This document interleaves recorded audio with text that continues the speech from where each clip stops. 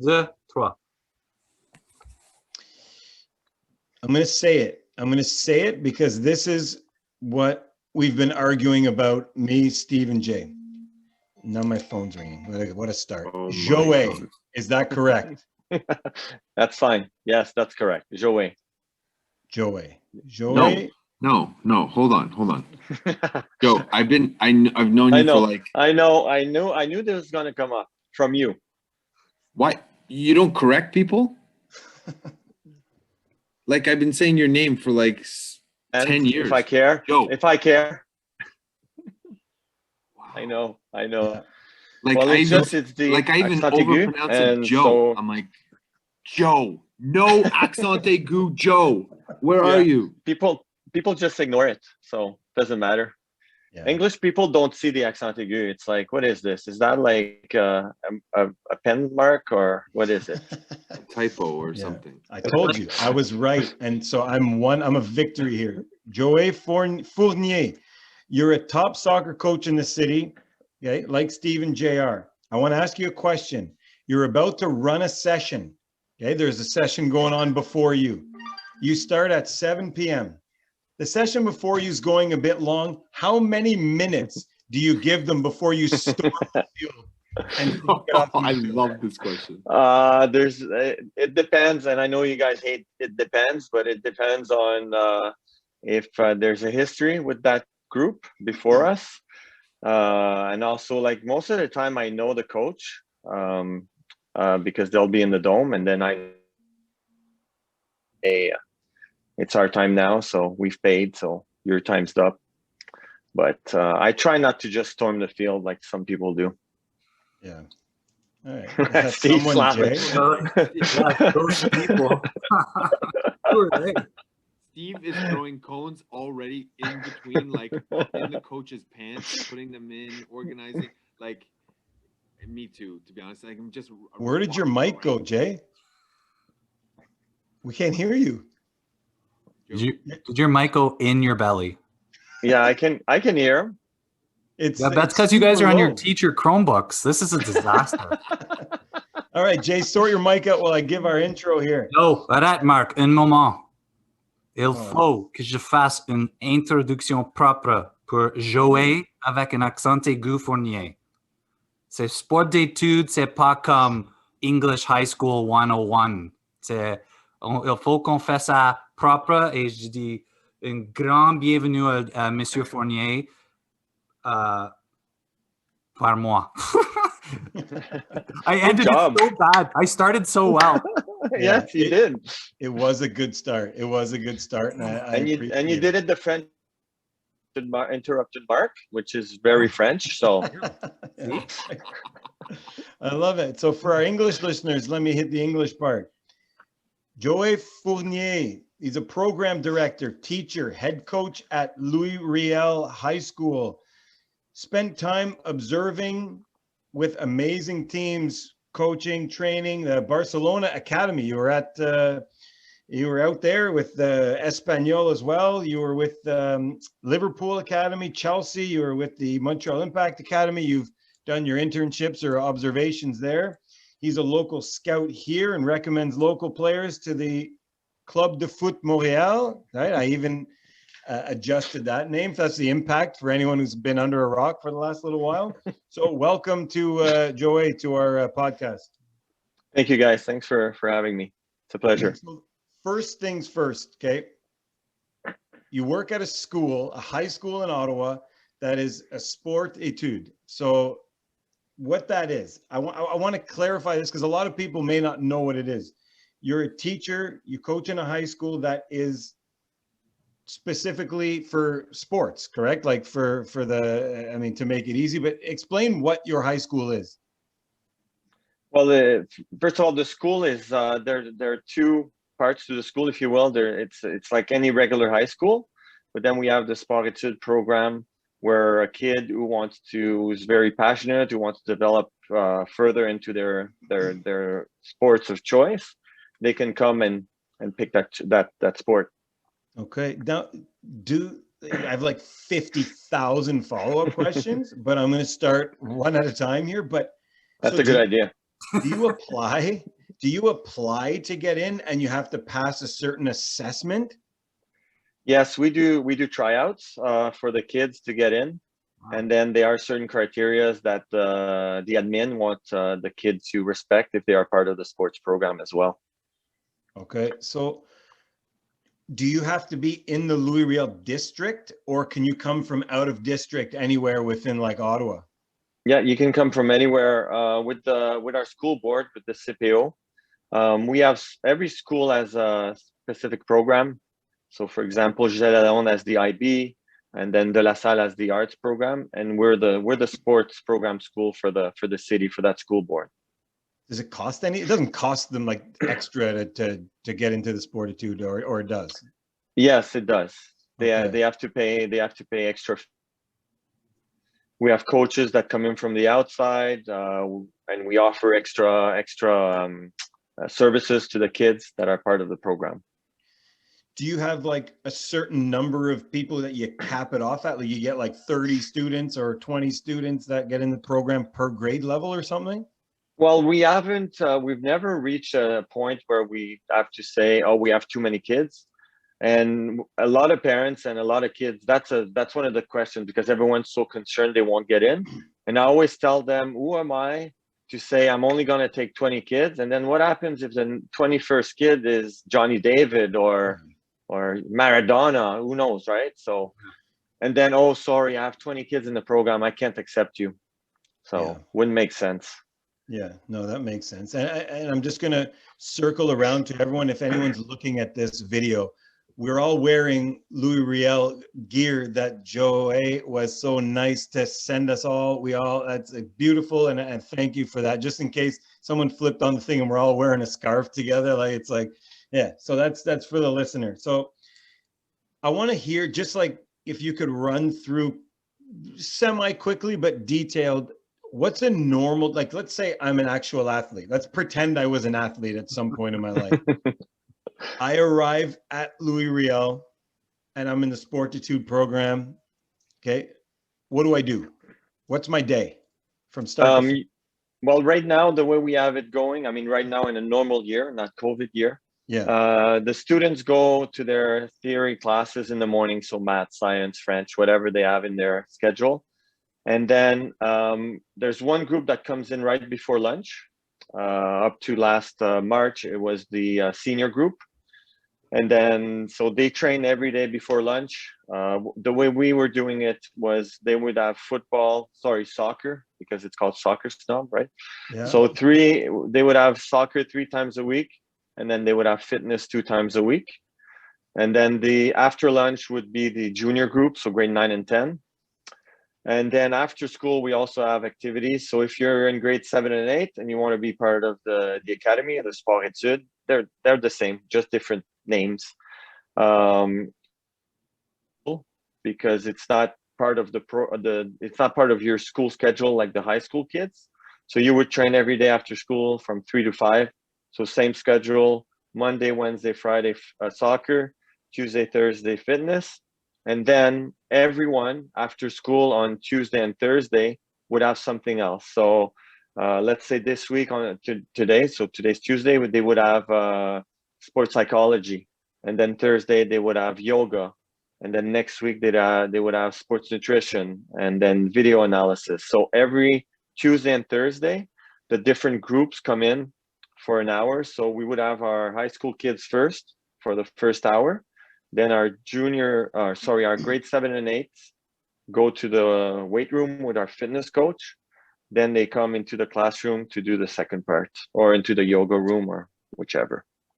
Wow. Imagine going to a high school like that. Like, man, I was like, you'd have to drag me into like math and biology and all this garbage. And then these kids get to play. Unbelievable. Like, that's. You have to speak French, right? It's a French program. Yes. Well, to be honest, Jay, like, of course you have to understand the courses in French, but we have so many kids that come from English speaking families. It's unbelievable. Like the amount of kids that we have coming from all across the city, from all the way to Plantagenet, Rockland. So we have kids that drive a long way to come to the school.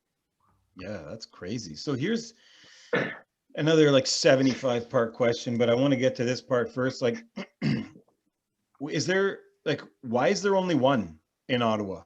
Like, why is Well, like is sorry, go ahead. there are two other schools that Okay. offer sports program, but the French? way they, yes, the two schools are French. Sorry, guys. Yeah. So, French are um, always ahead of us. They're just, you know, there's something Yeah, about the can we French that get things can we done. talk about that, because that's something in like Quebec too. Like it's like it's from Quebec. I noticed they just appreciate sport, and like they invest a lot in sport, and it sort of bleeds over into Ottawa. Oh my god.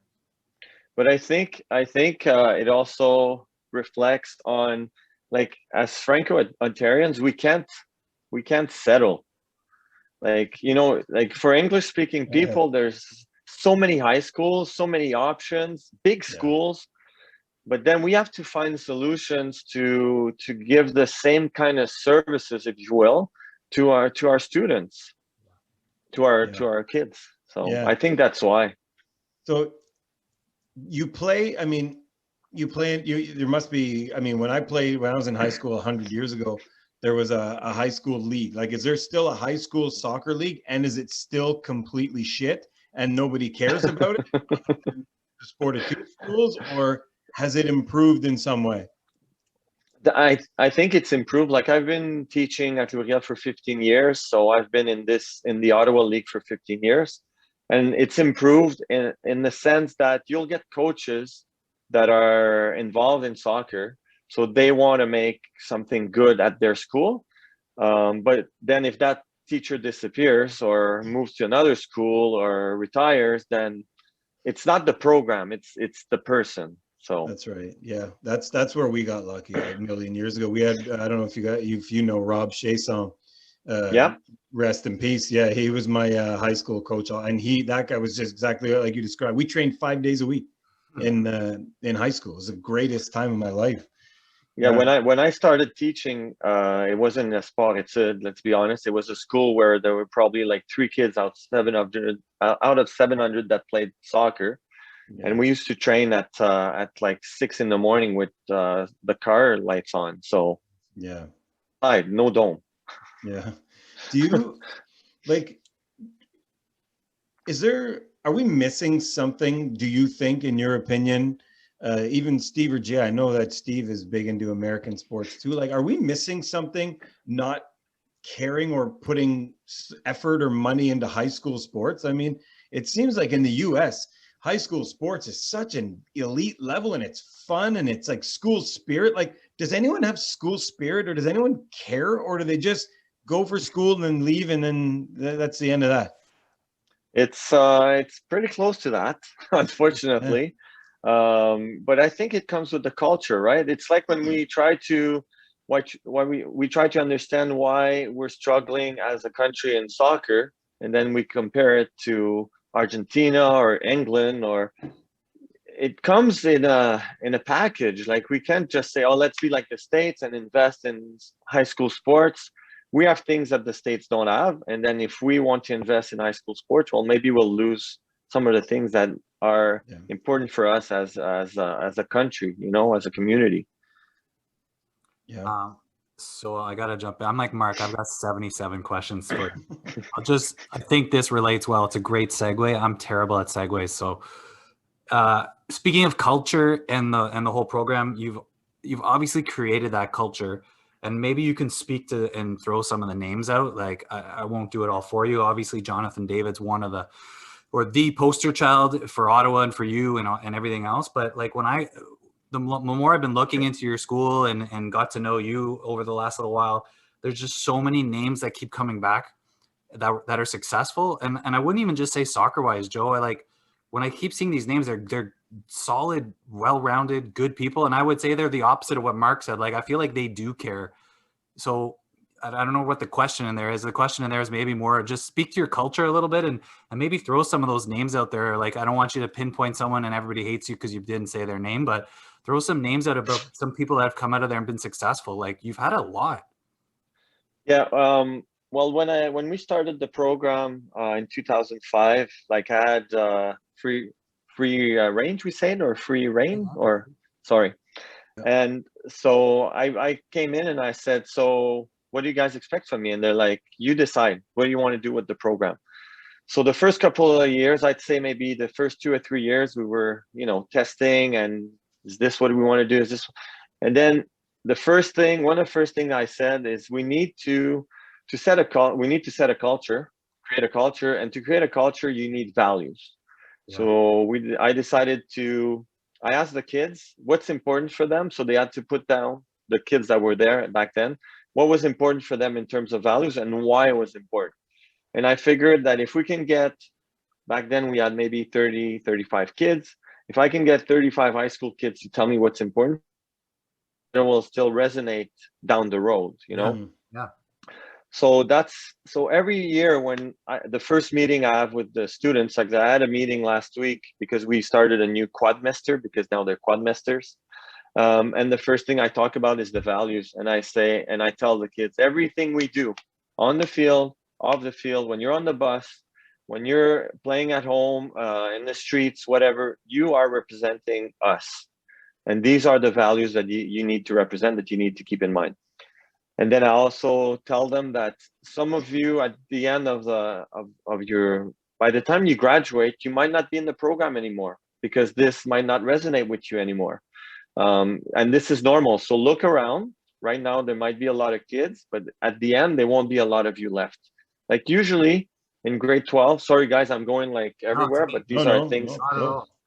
So when the kids graduate in grade 12, usually our graduating group is not big. I'd say like probably 10 kids per year. So out of 10 kids, we usually have, I'd say between 5 and 6 that end up playing university, college, or move on to the pros. Not every year, but that's about the average. So for me, that's a very good average for when we talk about soccer. Yeah. But it's more than that because I have almost half of the kids that don't end up playing at the next level.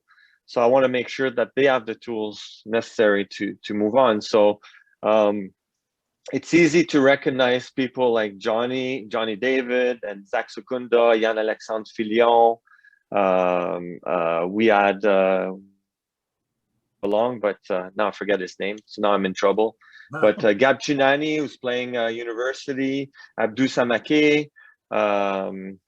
So we had a few kids that have played for pro academies, and then kids that play university and college. But then we have kids also, like I remember one kid, he was a really good player in high school, but then he lost interest in soccer, went to Queens, graduated in engineering. So for me, that's a success story as well, And this is what people come up to us and, we've heard that kids at Riel don't do well at school. And I'm like, I beg to differ, Yeah. Because people are so concerned. They say, oh, because they do so much sports, they probably lose out on their academics. Doing arts, or instead of doing social sciences, or instead of doing regular gym. So for me, like stories like that. And another good example that I just found out about last year, there was a girl, amazing player, like her touch was phenomenal. Like she could score free kicks. Like she scored goals at OFSA for us. It was just unreal. Anyway, we knew when we had a free kick, she would score. She ended up not playing later on, but when she was in Sport Études, she didn't like the physical part of training. Like she would almost hide from the weight room. But now she does CrossFit and she's a police officer. Oh my God. Oh, wow. So when they did the interview, like the police force called me to do the interview, and they asked me to be honest, and I told them, I said, well, she was a great kid, very nice, blah blah blah, great soccer player, but she didn't like to work hard in the weight room. And the guy just started laughing, and he's like, now she competes in CrossFit. Jeez. So for me, that we left a legacy, kind of, we left an impression on her, and now she kept training. So for me, those are good stories. That's an unbelievable answer. I'm like, you have me hanging on your words here right now. The values, I'm assuming, like what you did with your kids and that, is it some sort of mission statement that you have now, or that's like goes throughout it, or like you revisit that same sort of mission statement every year? And then I'm going to ask a second part, which is the horrible thing to do, but like, what are negatives? I can't see any negatives to this. You touched on that they don't get good grades. What are things you hear for people that they wouldn't go into it, like maybe good grades, burnout, all that kind of stuff? So 2-part question. We just ruined the show. Yeah, so to answer your question about like the negatives, so some people are concerned about the overtraining. So this is a concern that we had like the first couple of years, because the kids were training with us 5 times a week, because back then we didn't do the after school program, and then they were training with their clubs 3, 4 plus games. So it was a lot. So it was tough for us to manage because we had kids coming in from all the clubs. But then the past 5 years, what we've done is we've become our own club. Like, we're not a recognized club by the OSA. We were when we were with Barca, but we're not a recognized club. But we can have games at the Dome on the weekend. So we train 5 times a week. Well, let's say 7 times a week, included in the fees or in the program. So the question about burnout, for me, that's a choice. If you're gonna burn out it's because you're doing too much. Maybe you shouldn't be in our program, or maybe you shouldn't be with the club. And I don't tell the kids, oh, you need to quit your club. I've never done that to any kid in 15 years. I tell them it's your choice, but it's not gonna work. It's not gonna work for you. And the kids that have done it usually are injured a lot. Yeah. I'm going to kind of roll back a bit to how you graduate. Every year you may lose a couple of people or graduate only 10 at the end. At the end of every year, is there another assessment to see if they're good enough to continue in the program, or do they just, once they're in, it's like they're in, if they want to stay in, they're in from 9 to 12? Not necessarily. It's an ongoing assessment, right? It doesn't make sense to bring them in for another evaluation. We just assess them on what we see every day. And I mean, we're not just going to tell a kid at the end of the year, oh, you're not in next year. Well, like there will be discussions. We'll tell him what he needs or she needs to improve, need to work on this, be more committed, whatever. So I'm going to jump back to the club part now. Have you ever had any pushback or clubs come at you angry, like, you can't train him, we have a tournament this weekend, he's got to sit out a gym class, because people are crazy? So do you get that stuff? Not anymore, but it used to happen.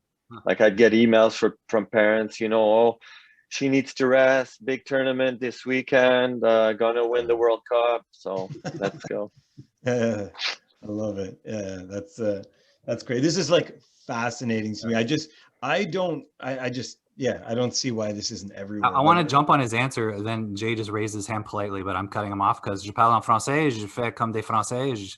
But I love the answer of, if they burn out, it is on them. I think that's I don't know. I don't know if I want to call it, like, that's a really good point. Like, for me, I know, like, I'd be like Mark, how he said it. If I was in high school and this was my program, I wouldn't burn out, because I'd be so desperate to get out of my math class and do whatever Joey wants me to do in math so I could get to soccer. I'd be like so into it. So I could see myself not burning out. And then you've already spoken to the ones who maybe grow out of the program. Well, they'll find that out. So I think when they start to probably get to burnout, that tells them, like, maybe this isn't for me, or maybe I only like soccer to this extent, or I don't want to push it. Like, that's like, I would be just dying to get to that Dome, man. Yeah, that's how I feel every day. That's amazing. You can see that, like that passion comes through, man. Like, that's amazing. Imagine having, like, I used to run from math class to gym class just to play wiffle ball. Like, imagine doing soccer every day. Like, that's unreal. So with the program, Mark, you gotta let Jay go. We keep cutting him off. Are you sure? Can we hear him? Let's hear. No, he's completely silent now. You're like Charlie Chaplin. You know what you are? You're a phone battery, and you're at 1. That's where you're at right now. So I'm gonna take over then for this portion of the show here. With Jay, I was looking forward to this. Jay, come on. I know Jay's a teacher. This is perfect for him. Yeah. Sorry, Mark.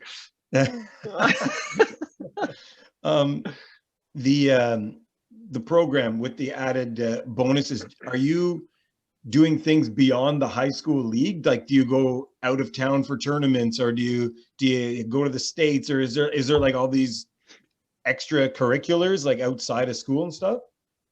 Well, yeah. So first of all, we were running a league last year. It was a under 23 kind of league, but some teams had older players. Let's be clear about that. So that was for our U19 team, so our senior boys team. That was a great experience. I mean, to play against some really good players from the city. So that's an example. Another thing is we were organizing trips to Barcelona, but now we'll see where that goes. But it's funny that you talk about this, because I was thinking about this today, that I need to put something together for the kids, because that was a highlight for them. I mean, they would either participate in the Barca Academy World Cup or in the MIC tournament, which is like amazing. Like, they play against Man U. You guys know Man U? They're like somewhere in England. Yeah. So it was just an amazing experience. Did they win the tournament? No, but it was an amazing experience. Yeah, it doesn't matter. Yeah. I'm going to jump on that point then. With your training, I know a lot of club training, a lot of this whole focus now is on individual development. Are you mainly focused on developing a soccer player, or do you also do a lot of team training and that kind of thing, or is it a blend of both? What's your program like in terms of development? The first thing I'm going to say is that I don't develop a player, I develop a person. So for me, that's the main focus. And then we don't do much individual training, isolated training. Almost everything is game-based. From something called the rondo, might have heard of that, all the way to positional game, and then small-sided games. So I mean, our sessions are inspired by the Barca methodology, and then I've also started doing a course with Albert Puig. I don't know if you guys know him. He's a former Barcelona technical director, like the head of the La Masia. Yep. So he trained, Ansu Fati and all the young kids that are coming up now. And so this guy is just unbelievable. So I've started integrating that into our sessions. That's amazing. Speaking of the development situation in this academy, it's on your LinkedIn, so I'm sure this isn't a secret, but you are a local scout for the Club de Foot Montréal, correct? Yes. Yeah. So like, what ages are you going right from like U0 to senior team kind of thing? Like, are you recommending everybody, like anyone you see? Yes. So it's for any age group, but we're focusing mostly on the pre-academy kids. I mean, because the academy teams are usually all set. It's like kind of like the example I gave you, unless there's the next Messi that comes in. But it's mostly the younger kids. But by all means, I mean, if there's a kid that arrives, a new kid in Ottawa, and he's 21 years old, I'm not going to say, oh, sorry, I only look at younger kids, so we're not going to take you. Go to TFC, Yeah. It doesn't make sense. Yeah. I won't be doing that job for very long. Yeah. Yeah. See, I might have opened up a can of worms. So you're going to get emails like, every parent in Ottawa is going to be like, my kid is so good, Joe. It's funny, when I added this to my LinkedIn, I started getting requests by people from everywhere around the world. Yeah. So social media, I'll leave it at that for now. Yeah. I love that. I love it. It's like, as soon as something that like the carrot dangles, you become the most popular human being on the face of the earth. Yeah. So I don't know. I'm going to see if Jay or Steve has anything else to like rip about that, but like that to me is amazing. And I think like what you're doing, and again, we've heard it a couple times with top coaches, I find the main theme that we always hear is person first, develop a human, the human potential coming out, and then player second. And that's something that always resonates with me. And it's a great reminder to bring to my U9s when I go in a couple weeks. Like, I want these kids to be leaders, great people. And if a great soccer player churns out of it, that's great. You know, and I really like that you keep bringing that up. That's it's a sign. I mean, it's a sign of a true coach is developing a person. So I appreciate that. Thanks, Mark. Why don't we let Jay see if he can jump in or Hear not? me now? Can you hear me? Yes, I can hear you. Ask him, Jay. Go. But can Mark? If they can't hear me, then it's not going to record. You're back. Scream You though, hear me? scream. Are you kidding me? No, you're back. It's that low? No, it's fine. It's good. Okay. My question is like 500 minutes ago, but I mean it's crazy. But I was gonna ask about all the the loads or something, how you guys manage those, because like it's just begging for kids to get injured. But you already went through that. For me, because you're a teacher and I'm a teacher as well, you can either go with me and we can be friends forever and I'll call you Joé in front of everybody to like right that wrong, or I'll never talk to you again if you cross me on this question. But don't you like, I came on the show early days and we are talking about coaching, and I got some stick for this, but I still stay with it. The notion of teachers make better coaches, or coaches who have a teaching methodology and use teaching pedagogy, are better coaches. Do you think you can learn to be a good coach? You probably worked with a bunch of coaches. Do you think you can learn to be a good coach if you don't have any of the characteristics of a teacher or a coach? I think it will be very hard. But I remember when Audra was on the show and she talked about different people connecting with different players. And I think that's important, a very important point. But when we look in general how kids interact, how communicate, I think there's a certain type of personality that works better with kids in general, especially kids that do sports. So I'm not saying that we need to put aside the other kids. It's on us to find a solution to work with every kid on our team. We can't, just because I'm connecting, just because this kid is like me, oh my God, this kid likes the same thing as me. That would be like, I can't imagine. Well, actually, I can't imagine someone doing that. But yeah, Jay, I agree that it's hard to learn. It's hard to grow into. And that's my problem. That's my problem with the city, and it's in every city, and probably in North America, is like we have so many teams. That means we need so many coaches. But the problem is, and it's unfortunate, there's just not that many coaches that have the qualities to be able to teach the game properly. That's, I mean, you know what I mean? Like, and teach the person, probably, to Joe's point about exactly. Teaching and coaching is an art form in that respect. And I think the problem here in Canada, in Ottawa, is that it's twofold, right? It's, at least when you go to England, people know football. So if they're not good with people, at least they know football like to a T.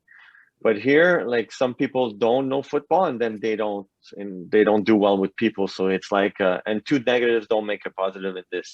In this case, I love that. In this case, yeah. Because, but then people go, oh, but they're volunteering. They're being so nice. They're just helping. No, I'm not volunteering to teach curling because I'm not interested. I don't like. I can't do it. You know what I mean? So why? You're not a hero for hurting people because you're not teaching the proper way. You know what I mean? Like you're an asshole. You know what I mean? Like, but I think also, Jay, we need to be careful and not say that teachers, because I think you corrected yourself. It's not necessarily teachers that make good coaches. It's people that have a good pedagogy. Sorry. Yeah. So. Yeah. Yeah. That was an important distinction for sure. I actually want to know, does pedagogy play for Barca's youth system, or like when they first said it, I was like, who is this? The Ansu Fati's friend or something? Please left back. Yeah. Joe, I need to like go real specific. You sent me a text or something like a few months ago, and I never posted it or whatever. There's one girl who came through your program, and she went to the States, and she was on like an all-decade team. Who was that? I feel guilty that I didn't mention her. I think that's incredible. Riel Cabango. That's it. What a striker. Yeah. Like that's like unbelievable. An all-decade team. Like that's yeah. Wow. Crazy. Yeah. Speaking of supreme athletes, I'm going to transition out of here to a couple quicker ones here. Who do you think would be better at pole vault, Steve or Jay? I think Steve, because he looks taller and slimmer on camera. Yeah. No, he. When you go to the movies, you get your popcorn. Do you go to that station and add that extra butter, or do you just go past it? I let the kids decide, and whatever they get, I just eat it all. Yeah. That's such a good point, because Mark is a child. Only a child comes up with this question. Do you also dump your Skittles in the popcorn? So Never. No. Never. No. Never. Grow up. That can't be a thing. That can't be. Ever. Joey, you're a manager of Barca. Do you wear a suit or a tracksuit? Oh, I love this. I love this. Joey, if I'm at Barca, this is like the best team in the world. So I gotta look the part. I'm wearing a suit all day, every day. With my Barca tie. Yeah, that's right. That's right. What's worse if someone brings into the teacher's lunchroom a hard-boiled egg or leftover fish? Oh my God, it's so funny that you bring this up. Oh, I had a story today, but anyway, I'd say fish is probably worse. Yeah, it just lingers. It lingers forever. But a hard-boiled egg at the wrong time will knock you off your feet. Man. Listen to this. I got a quick fish story. Prince Edward Island. The day before we leave, I take my son fishing. It's like the best father-son moment ever. Like a made-for-TV movie came out about the moment. We get up the next morning, 6 a.m. to drive like 12 hours. I left a fish in the trunk overnight. So now I've got 3 kids, my wife, a stupid Dodge Caravan minivan driving like 12, 16 hours back home. Trying to get fish smell. Oh God! It's not even a trunk. It's not even a trunk. It's in the van. Yeah, it's open.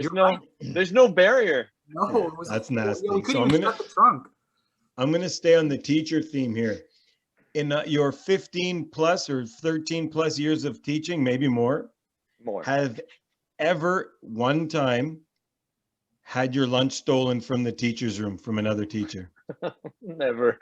I keep my lunch, and I never put my lunch in the fridge. My lunch is always with me because I always eat. I'm always eating. There's a break, I'm eating. There's a break, I'm eating. So I can't leave my lunch alone. So we're best pals. Go back to you and your suit. You've taken over Barcelona today. You have to make a decision. You have one player you can pick in the entire world to bring to Barca right now. Who do you pick? Wow. I just keep the GOAT. You wouldn't take another player in the world to plunk in Barca? So are you saying that I already have this roster? I can add a player? Your team is as is, and you've just been told you can pick one player in the world. And you have 5 seconds or your house blows up. Okay. I'm thinking Alphonso Davies would fit the Barca style a lot. Wow. Very well. And he's still young, so we would have many years with him. That's a good answer. Wow. I had an answer, and now I'm reconsidering. Yeah, Steve wanted Van Dijk right away. I did. I would have picked. I would have picked Jonathan David. No. Maybe we'll get him on an interview now that I picked him. All right, last question here. How many goals does Barcelona have to be down for you to turn off the TV? That's the right answer. It never. Remontada, man. That was it. That was the end. That was a semi-trick question, but I knew somebody of your ilk wouldn't answer it incorrectly. So that's a wrap with me. Again, Joe, like if anyone wants to bring their kid to the greatest high school, a great coach, a real human being, look into that. I don't know if I should be promoting this. You're probably like, no, we don't want any more kids. But like, yeah, no, it's been a pleasure talking to you. And like Steve said, your name pops up whenever you talk to people. You're like, this kid is so good. And then they're like, yeah, Joé Fournier. It's like you're doing amazing things in Ottawa, man. Like, keep it up, keep inspiring these kids, and we appreciate you coming in, pal. Joey, the worst part for you is now you're gonna have me applying for your program as a 43-year-old. I'm also gonna get you on LinkedIn and try and get a tryout with Club Foot Montreal. Like I want to do all these things, but I'm like so past it. But I'm gonna start training now. Steve, that's the only reason I'm teaching at Riel. They wouldn't accept me as a student. That's amazing. Joe, I have to echo all the same things, man. I want to make fun of you, but I can't. You've always been so open to me. I remember meeting with you one day on like a PD day, and you're like coaching, but you still made the time to meet with me because I just wanted to know about Sportitude. I'm a teacher. I wanted to do something like that. Our teams always played your teams. You're open when other clubs wouldn't do it, and honestly, like, everyone has the same things to say about you. It's so annoying. I wish you were like a bit of a prick. Like, I want to know the backstory about Joé. But Joe, thanks for coming on, man. Thanks for the gear too. Love it. Yeah. Love it. It's really nice. Nike, like, it's amazing, man. Yeah, no, we definitely once if school kicks back on next year's season, we're definitely got to come and check out a game. Guys, you're welcome to come, and even if you want to come and watch a training, you're more than welcome. And I want to thank you guys for having me on, and also for doing this. I mean, it's nice that you guys took that on for soccer in the city. We need more positive stuff with soccer in this city, in this beautiful town of ours. So good work, guys. Hats off to you. Thanks, Joey. All right, thanks, man. Of course, right, he has Joe. a good finish. Of course, he has a good finish. I know. I'm Better like, than Mark cleaning the fish. yeah, I'm like, yeah. Anyway, this is. Well, that was Joé Fournier. Yeah, I mean, a lot to digest there, and I know he sounds like the salt of the earth soccer guy you want plunked in every club in the city. Just clone a human like that, Jay. Look, like, when I first came on the scene coaching, whatever, and like I came across Joe in different clubs, and I wanted to hate him. Like in Ottawa, we have this stupid thing, this fake thing. I don't know what we have, and hopefully it dissipates somehow. But it's like Joe was always really nice, quality, class guy, always. Like, even up, like, obviously even on the show, you can tell he's just pure class. He's so knowledgeable. He's open. He doesn't. I didn't even know half the stuff, and I've talked to him. So he like, I'm mad at him that he didn't tell me. Like, if I had some of his connections and everything, I'd be telling kids across the street, like, don't even care about soccer, but like, I'm actually a scout. Like, he never told me those things because it just never came up, and he's not showy about it. The guy's he's just so, I love him. He's just so open. Salt of the earth's a great way to describe him, Mark. It's so hard not to respect someone who's humble, and he definitely is. And I resonate, which everybody does, for things they love with the passion. Like, I don't know, that's another, like, can you teach leaders and captains? Can you teach passion? Like, probably not. And it comes across, that passion, and you can tell that's why his program's a success, because he's got that passion. And you heard him say the first couple of years we experimented with this, then we came up with our values, then like all that stuff's why you have a solid foundation and a base for success. Like, just a really, really interesting guy. I'm glad we did that, and I hope that I don't know if it can help him in any way, but I hope it does. Yeah, I wanted to ask him, but I forgot to ask him. So Joe, call in now. But he's not affiliated with any clubs, is he? Like, he doesn't, like, you feel like a guy like that would just be such a good TD at a club somewhere, like, and I know, I mean, he's probably seeing more kids this way and churning out great people this way, but I just, I'd love to see him out there in the summers. And I mean, but here's the thing though, he's living everyone's dream. That's why I want his job, is because he's doing it during the day. Yeah. So he gets the problem with Yeah. coaching, and I know in Ottawa and probably everywhere in North America, is like, you're coaching after school hours, and so it's like, people are coming home from work, you're going to work. So all those people who are working full-time coaching in a club, like, it is a dream job, but at the same time, like, that's a big undertaking, and it's a heavy weight on your family. It's a big toll in the family life and everything. So it's like, Joe's living the dream. He's doing it during the day. He's wearing his track top all day, coaching, and then he's teaching, which, I love it, I'm sure he loves it too. And so he gets to do both, like, dream jobs for coaching, and like, oh man, like, he's just living the dream. I just think too, like, I think of that school, and I think, soccer aside, let's throw soccer aside here, but like, I think to myself, if they can do this and graduate kids into jobs and go to universities and stuff, I mean, I'm not going to get into this big debate, but like, with the obesity rate and the lack of exercise in North America, why isn't every single school giving this amount of physical education? I don't care if it's soccer or badminton or whatever. Why isn't this in every school in Canada? I love that you brought this question up. This is so much better than the Skittles and the popcorn right now, which I want to talk about later. But like, yeah, no, it's like, it just proves to you. And I think the good thing from this pandemic is going to teach people, like, wait a minute, these kids are still going to university, but they didn't do as much in class stuff, and they did quadmesters, and they missed like chunks, and they're going to school half time, and they still are okay. It's gonna, and I saw this article, and it's like, basically, it's gonna teach us that, what the hell have we been doing for the last 50 years? Why haven't we progressed in our schools? And education hasn't changed. There's some people doing it on their own, like doing their own PD, and those people, and that's unfortunately the way we have to do it. But it's like, how are we not evolving? And hopefully this pandemic, the good thing that's going to come from it is, okay, guess what?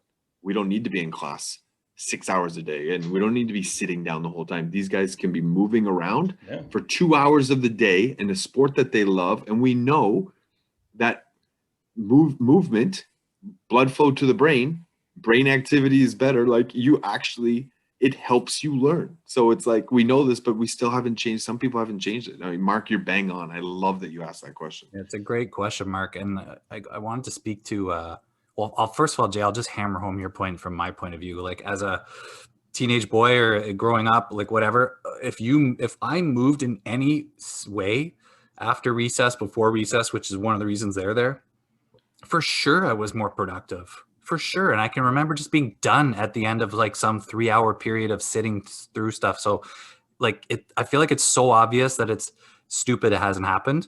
And then the next thing, Joé started talking about it, and I thought he was going to go another way. He was talking about the girl who was in the all-decade team, and she was ready for the fitness pieces and the weights and stuff. But, doesn't his program better prepare you for college and university? Like, you're learning how to manage time. You're learning how to do different pieces of things. That girl's going in with that advantage. She already knows, I have soccer at this time, I have school at that time, I have to do my homework at this time, I have my training for weights or whatever, I do my yoga at that. Whereas, like, I remember going down the States and just being like, what the hell is happening? I cannot deal with this. I remember I was like, now I got to do some schoolwork? Are you kidding me? Like, I had no idea how to handle my time that way. Like, they're prepped. And let's go even further with that. Take away the soccer piece and the soccer snobs. Like he said, the student who went to Queens and succeeded. Well, for sure, they learned core values and core lessons, organization skills, discipline, how to manage that time. And that's like, there's so many positives to it. Like, I'm with you, Mark. Like, why can't this be in the English schools? Yeah. Well, I think Jay nailed it with just saying, like, you're seeing it happen. Why isn't it happening? But it's like this in coaching. It's like this in teaching. It's like this everywhere. Nobody wants to change anything. It's the easiest thing to do is just stay the course, ride it out. Nobody wants to procreate change. It's just dead fish. Only dead fish go with the flow. And that's the problem with the public boards and the English boards. Like, it's just dead fish, go with the flow. And it's like, you have to be brave and go for something, you know what I mean? And risk something just to go for it, get in trouble. Like, Yeah, but then when you talk about this, like I actually had to quite literally ask him, what are the negatives? Like I came up with some stereotypical ones on my head, but I started struggling after the one or two. So then it makes you think more to your point, Jay, like, why wouldn't you? Like, the why only wouldn't negative, and I wanted to ask him, but my mic was off, was how much it actually was, because that could be a barrier. And yeah, I wonder, I'm sure they do stuff for kids who can't afford it and stuff, knowing Joe, like. Well, maybe there's another club if we raise extra money on our recent funding that we, maybe you know what? No? Absolutely. You just ruined my whole existence with that. That's fantastic. And I'm going to say this. This is another thought that popped in my head. Pop the bubble if I'm an idiot here, but if let's say schools went this model, do clubs even need to really exist at that point? Like, if everybody's doing it during the day, you have a game after school, you go home and you have your family time. Like, could this even dissolve the clubs, or if not that fully, at least pull down the prices for the time and amount that you're going to need to be training with that club? So now things become more affordable because it's in your school. So maybe you only play 1 or 2 games or sessions a week with your club. Like, I think if you hit this in a school, I don't know if I'm going crazy, like a beautiful mind here, like my room is like filled with letters and numbers, but how like there's a chalkboard behind you all of a sudden. Yeah, wouldn't that make sense? Like, it's what Jay said. You're living now. You're a soccer player or a baseball, whatever, during the day. Like, I don't know if it's my childish mind going off. I do love that. I think there is actually one English school that does it, and it's in Barhaven, and it's called oh God. It's right. It's connected to the arena in Barhaven. This is good podcast material, right here. I know. God, someone's probably yelling it on while they're listening to this. But there is an English one, but I think it's more like fitness related, and they let you like sleep.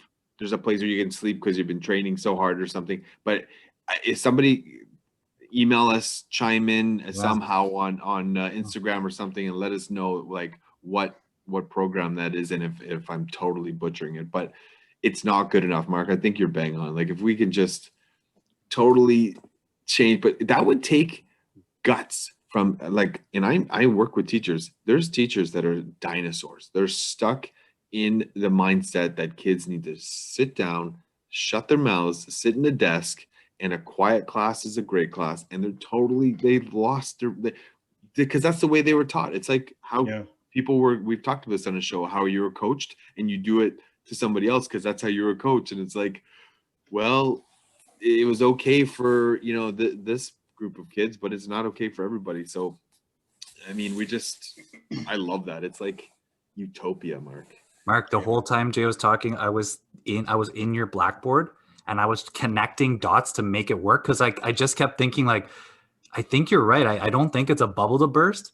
And I'm just like, what could be all the things that someone would say to me? This is stupid because of this, this, and this. But could you imagine that? Just the day part, like would the quality of just life even be better? Like, because then you go home, you have more free time, you have more of that play time, you have more of the like, there could be recovery. Like, I don't know. It's just like, I got all the, now my mind is like, I got the hamster wheel going. Like it'll never happen, or it'll never happen for the foreseeable future. But just the idea that you threw out is an intriguing idea, like absolutely intriguing.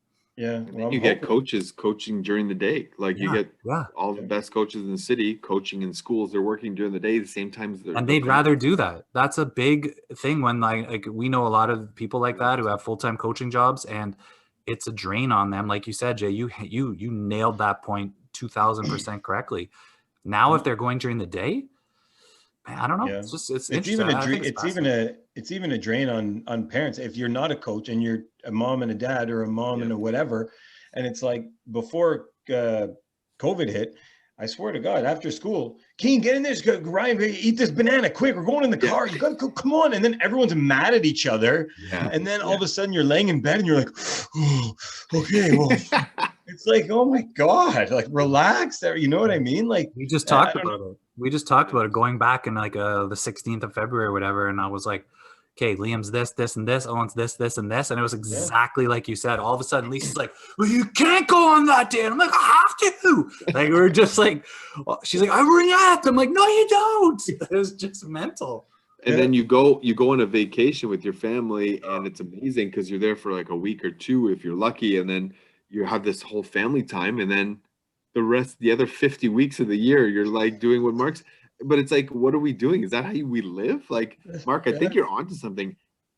I want you to like patent it. So I want you to get credit like 2% every time a school does it. So you get like, I do too. genius. You get some sort of grant for this, Mark, that just comes to Yeah. you like percentage by percentage. Yeah, I'll wait first. I'm going to wait for my Mark Dos Santos check for getting O'Brien Woodbine signed there when I was promised some money. I'll wait for that first, and then I'll get the other thing. I'm still waiting on that. If Mark, you're listening, I moved, so let me know if you need my new address. Is flossing in your car really gross? 100%. It's disgusting. Are you at a stop sign? Are you what? You're doing it while you're before you get into the school or whatever? Or what? No, like when you're driving. No, don't floss while driving. Stupid. Come on, man. Stupid. The best is Jay gagged, and the only way that it's 3% acceptable is if it's like a pick, not like you can't have the string like that. Yeah, imagine. You know, like you've wrapped it around. You're like, no, you have to have a pick, and no, it's stupid. Stop asking these questions. If your neighbor has an outdoor rink they made in the winter, snow melts, spring comes, 3 pucks are in your backyard. Are they your pucks now? So good. Well, for me, you know my answers. Like, I'm giving them back for sure. Steve? So it's such a good question because like I want to say, yeah, for sure I give it back. Like, because my neighbor, we used to have no fence, and Owen must have put like 67 pucks in their backyard, and we got them all back. He's the nicest human ever. Like, if he's listening, like he gave each one individually, like wrapped back to me. Like, it was unbelievable. But like if he shot them back now, like because his kids are older, I'd kind of be like, hey Owen, like here's some pucks. I don't know, it's terrible. Just being honest. Yeah. All right, I'll give you that. If you had to play one of these games for 10 hours straight, what would you choose? Tic-tac-toe or Go Fish? 10 hours. 10 hours? Yeah. Tic-tac-toe.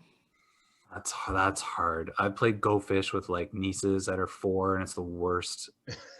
For like 4 minutes. And tic-tac, I have to go tic-tac-toe, but even tic-tac-toe, like after 3 times, I'm angry. Yeah, that's where I was. My original thought was tic-tac-toe for sure, but then I'm like you said, after a couple, like at least Go Fish, it's like lasts a bit longer. Yeah, but I've also been there, Steve. You try and be like when you're younger, like you try and be like the cool. I can relate to kids. I'll play, and then like 40 seconds in, you're like, I want to blow my head off right now. Like, my niece Katie, I love her to death, and she's like going in university now, but she would cheat, and I was trying to be nice because I was new on the scene, like you said. I wanted to kill her. I was like, you're cheating so bad. I was angry at her.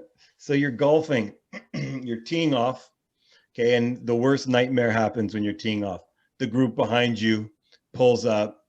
Okay, so there's a whole bunch of people watching you now tee off. It's a worst feeling ever. It's a worst. It's a worst. Like the gallery is like the ultimate worst situation. Now, you get up, you spank one and it just flubs into the ground like 8 meters to the left. Is it head down and walk to your ball, or do you acknowledge the gallery and make some like joke? I throw my club. I give them a show. And I let them like enjoy it. I just take it so far that they're like, oh, what a guy. For sure. I throw my club. That's genius. I can't one up it. I just do like you, like I say, like, oh, what a shot. And I like moonwalk into my cart. Yeah. Yeah. You're in grave danger. An entire drug cartel is after you. Come on. Who do you choose as your bodyguard? Van Damme or Jackie Chan? Oh my God. Jackie Chan. Just because I've just seen too many recent shows with Van Damme, and he's we lost you here, Jay. You got to speak up.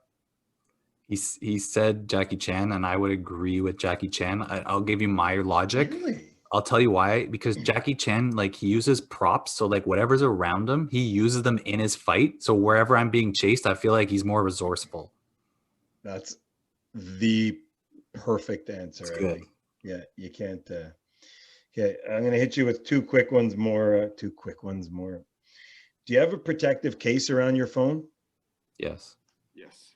Yeah. Okay. Because that's like an actual like life question. Because I lost mine for a while, and it's you feel very vulnerable. Like I don't even want to pick up the phone. It's terrifying. How did you lose it? Why did you take it off? I dropped it in some water and I took it off really quickly and I cracked it. I don't know how to put it back on. He's such a Okay, kid. last question. Would you rather eat 2 baby wipes or 15 Kleenex?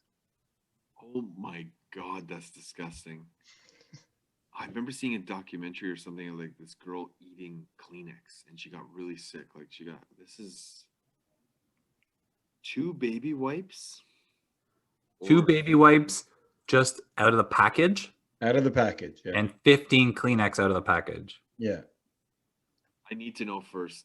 I know I always ask. I need to know how this, like the eating part of this question came to it. Like you saw baby. How did you see baby wipes? You don't have any small babies. I honestly, it was just one of those things. Like this show, I was struggling to come up with things, and I'm just like, you're watching TV and you see a commercial, and you're like, all right, let's Kleenex.